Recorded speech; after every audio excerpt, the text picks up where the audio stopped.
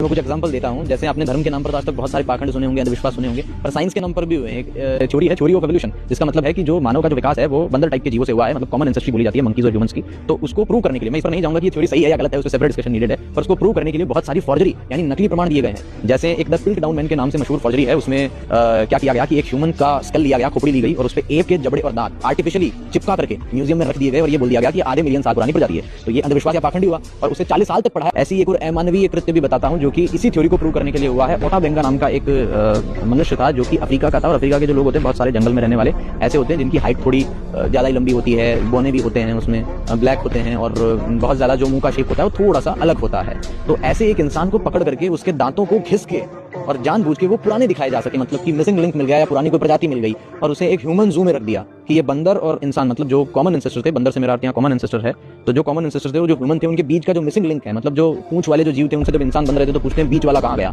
तो बीच वाला दिखाने के लिए एक इंसान को जू में डाल दिया गया। और उस इंसान ने जब उसे पता चला कि ये बात प्रूव करने के लिए उसे जू में डाला गया है, एक मनुष्य को जू में डाला गया है, तो उसने आत्महत्या कर ली। ये साइंस के नाम पर हुआ है।